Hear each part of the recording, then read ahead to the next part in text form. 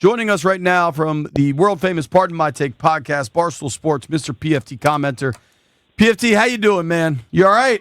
I'm okay. That's a beautiful song that somehow makes me feel better, even though it's so sad because I'm here in Chicago and I tune into local sports talk radio here, and they play the Nine Inch Nails version about Caleb Williams. So at least I get to hear the Johnny Cash one. I'm much better this morning than I was last night.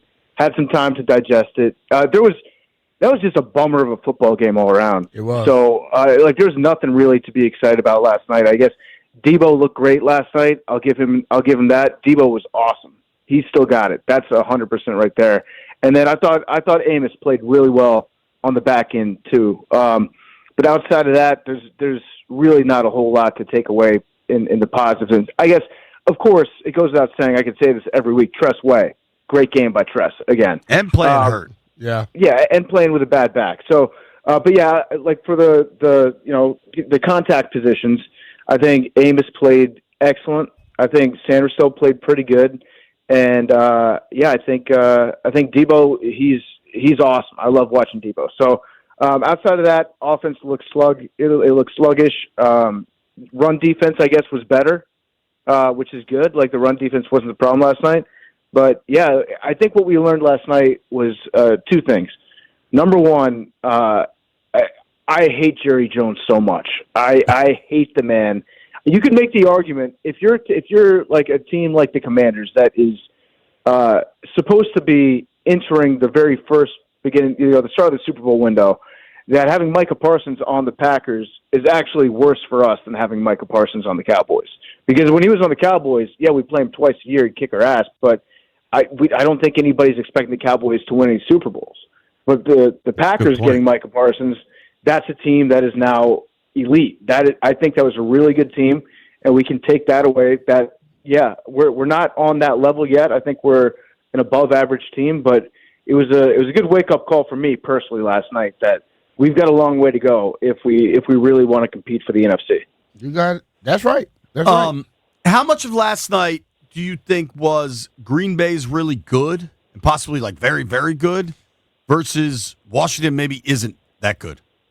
I think it's kind of a cop-out to say both. So I'll say the lion's share of it is that the Green Bay Packers are really, really good.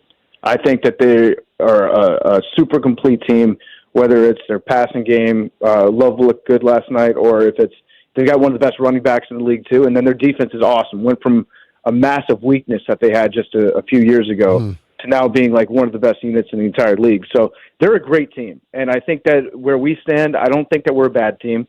So even though I feel down about it, even though when I recorded part of my take last night, I was at a low point, I still think it's important to note that like, we're not a bad team. We're an average team that can be, the ceiling is very high on this average team. We're an average team that can be good. And when things go our way, we can win some games. And credit to the team because, like, we got our asses kicked. Mm-hmm. It was bad. Like, nothing was going our way, and somehow we kind of found ourselves in the game in the fourth quarter, which is, a testament to the guys playing hard and doing some of the little things correctly. But we're not at that level yet. I don't think anybody can watch that last night and say that these two teams, like, if they play 10 times, I think the Commanders might luck into one or two wins. See, that's what I said. I was going to take some solace in that, where as bad as we played, we still were in that game late. Yeah. And I think that right there should say something to you. Listen, I don't know if it was the fact that they had to travel or what. I had some people text me saying that. But ultimately, you got to find a way to find some damn energy. They did not have enough energy in that football game to be able to compete. Yeah, I didn't see any energy at all from the offense outside of Debo last night. None. And every game last year, it felt like we were at least taking a couple shots downfield to Terry. And we haven't really done that at all this year. We've tried to find him on the sidelines a couple times, but those were almost like half throwaways that Jaden had. Like, I'm going to throw it like a yard out of bounds. If Terry can somehow make a miraculous catch, that's great. But I don't see us really trying to stretch the field. And I haven't watched the tape yet, so I'll let one of the people out there that's got the all-22 pulled up tell me what the Packers were doing in terms of like taking away any deep threat. But I saw a lot of zone, and I saw a lot of limiting Jaden scrambles because they were playing zone. and I saw not a lot of answers coming from the Commanders and from Cliff Kingsbury. So just a stark reminder, we're not there yet. Maybe we will be by the end of the year. Strange things happen in the NFL. Teams come together. Teams change their identity over the course of a season. They get better. They could get worse. So I'm not saying that we won't be there necessarily by the end of the year. But right now, you're deluding yourself right now if you think that this team, as we saw it this week, is on the same level as the Green Bay Packers. Yeah, they ran a lot of zones on us, but they ran like a cloud coverage where they were sitting on the short stuff with somebody over the top waiting for us to try to put a double move. Mm-hmm. And we played into their hands, I think, with the route schemes that we were running. Yeah, and I'll tell you something else. We're lucky enough at the Barstool office to have just John Gruden and Fred Smoot hanging out all the time. So yesterday I walked out into our main lobby, and Coach Gruden and Fred were just sitting there talking about the Commanders. And they both really liked the Commanders. They both thought that they had a chance last night against Green Bay. But Gruden just kept hammering home like Jaden needs to stop getting hit. It's not gonna go well for him if he keeps taking these hits. And that was a concern for me last night. The field looked like it had some issues in terms of like how guys were making cuts off of it. And every time Jaden ran with the ball last night, it was like a lump in my throat. I was like, please be okay, please be okay. And he got rolled up on that one time.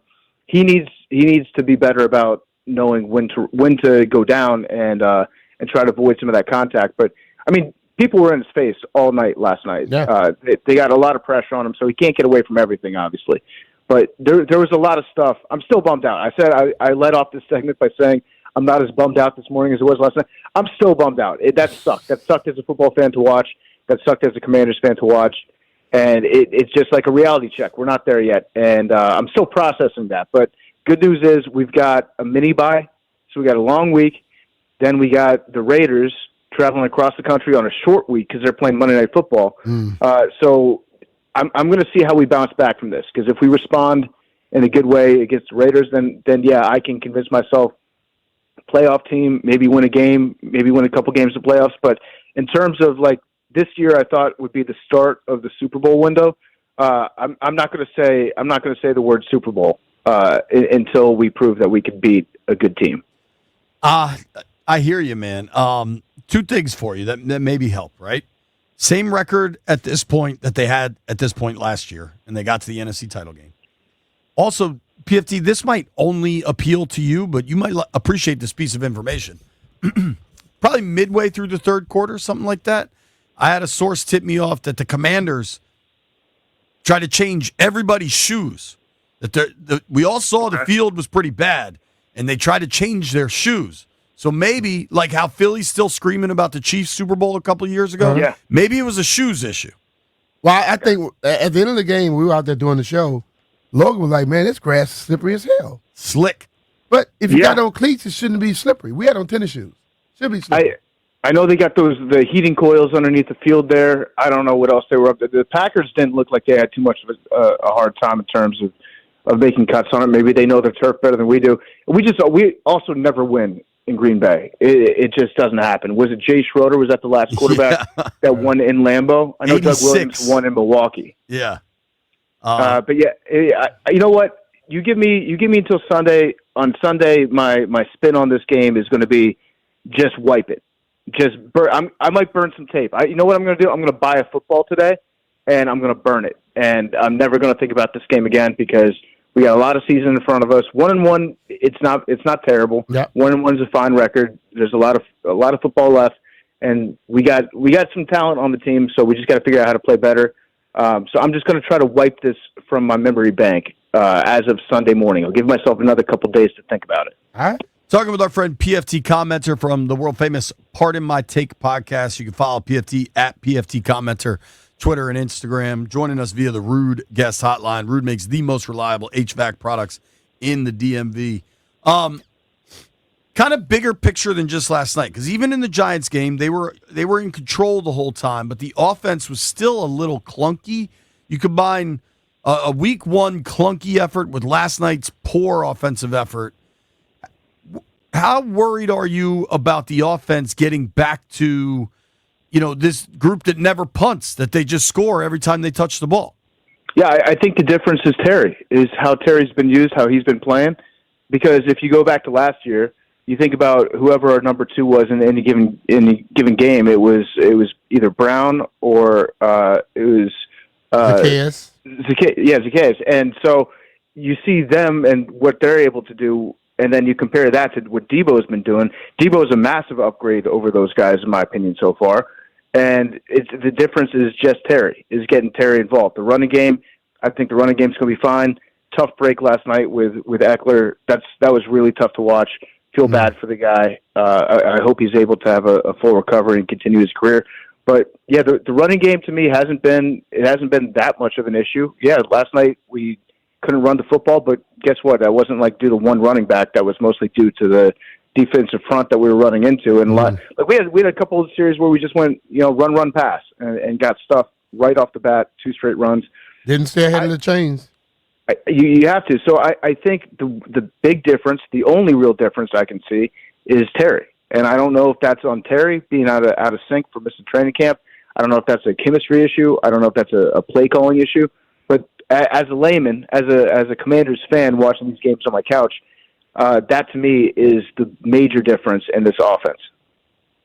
Yeah, I mean, McLaurin through 2 games, the lack of downfield passing has been tough. I do think Ertz played really well last night. I mean, he showed, for all the people who give him a hard time about the yak, the touchdown play was kind of all him, especially cutting inside.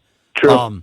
I do think, B and I talked about this a bunch, and I heard this from Terry, from Debo, from guys in that locker room, that the way Green Bay was playing defense on them made it really difficult to get anything going deep because they just played these zones with safeties up high, playing clouds. It made it really hard. Yep. Do you think they should have changed more things last night in game to try to develop a better attack?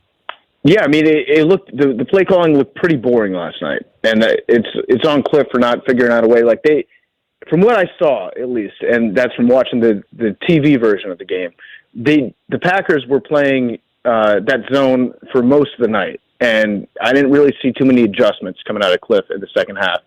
So you got to put some of the blame on him too for that, and also Dan Quinn, birthday boy, still doesn't know how to use timeouts. That's an issue that if we ever want to get to a place where we're a great team that's competing for Super Bowls, like you can't have the time management that Dan Quinn has and the clock management and expect to win close big games against great teams because that will bite you in the ass. And he was not good at that last night either. It's been funny because I thought last year, for most of the season, it was remarkable last year. They were really good at stealing points late in games.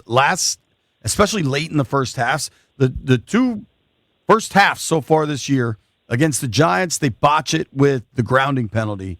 Last night, curious time management and a curious decision to run the clock, and then they end up lining up for a 58-yarder, which Gay doesn't get. It weirdly seems a little more tentative than aggressive from DQ so far. And it's early. It's only week 2. Don't want to draw massive conclusions. But, like, even the 4th down conversions against the Giants, they didn't go for it. Last night they finally did, but they were kind of forced to. It does seem a little more tentative early on than what I expected. 1,000,000%. I've been saying that, too. Like, Dan Quinn said that we're never going to be the hunter. We're always going to be – or we're never going to be the hunted. We're always going to be the hunter. And I haven't seen the same aggressiveness out of him this year at all. Part of that is because I think our defense is better in theory than it was last year. And so you might not have to go for it on 4th down as much because you can trust your guys to make a stop. But still, it's not – you're right. It's not the same as it was last year. And the clock management playing into that too, it is tentative, especially at the ends of halves. And that they got to figure that out. So the good news is I guess there's a lot of blame to go around, so everybody's got something they can work on. There shouldn't be any finger pointing in the locker room this week because I think that everybody's got their own issues. As Coach Gibbs said, we're all in this together. Yep. PFT, what do you think of the kicker situation? I mean, hitting one off the upright and then missing a long field, that happens. I don't know if I'm ready to be like, we need to make a change at the kicking position right now. Those are tough field goals. One of them was a narrow miss. So I'm in the wait and see camp. At least we didn't spend a 3rd round pick on Matt Gay. So we can always take some solace in that. It's a bad formula. Tampa Bay did that with Aguayo, and then the Niners obviously did that with Moody. Didn't work out for him in either case. So at least we're not thinking about like the draft pick that we burned on a kicker right now. I think he's going to be a fine kicker. I don't think he's like a difference maker like Aubrey and Dallas, but I think he'll be fine. I'm not too concerned. They didn't look like bad mishits to me, so I'm in the wait and see camp on that one. I am not going to point out that Adam Peters was in the Niners front office when they drafted Jake Moody in the 3rd round. I am not going to point that out. Thank you for not pointing that out. I would never bring that up. PFT, how much do you have to remind yourself, it's only week 2? Like, the sky isn't falling. There's a ton of football left. They went on the road on a short week to what might be a damn good defense. And dude, even in the 3rd quarter, when Zach Ertz scored that touchdown, it was a 1-score game about midway through the 3rd quarter. Yeah. No, you're right. I do have to remind myself that. I also have to remind myself that for all my non-Commanders friends that have to be around me, this is a very good thing for them, because if we had won that game in Lambeau, I would not be acting right today. I would be a nuisance to be around for the next 9 days. I would be insufferable. So I think America might have won last night, because I don't think that they're ready for the Commanders fans coming out and pounding on their chest for a full week, claiming that we're the best team in the NFL. So it's better that we found out some of these issues right now than we find them out later. For sure. Thank you for making time for us, dude. Enjoy a weekend without having to watch a Burgundy and Gold. You'll feel better on Monday. You'll be watching the All 22? I will. You know what? I'm going to do that, BMitch. I'm going to sit down. I'm going to grind some tape today. Going to grind some tape tomorrow, and then I'm going to burn it. I'm going to light my phone on fire, because I'm going to watch the All 22 on my iPhone, and then I'll light my phone on fire and throw it away, and let's burn the tape and move on. Yeah, man. All right, man. Got to move forward. Thank you, PFT. Take care, buddy. Enjoy your weekend. All right. You guys too. Bye. All right, bro. That's our friend PFT Commenter from Barstool Sports. Make sure you listen to the Part of My Take podcast. I'm going to listen. I haven't yet, but it's going to be a hell of a ride, because I'm sure PFT was kind of a wreck last night when they recorded. I'm sure.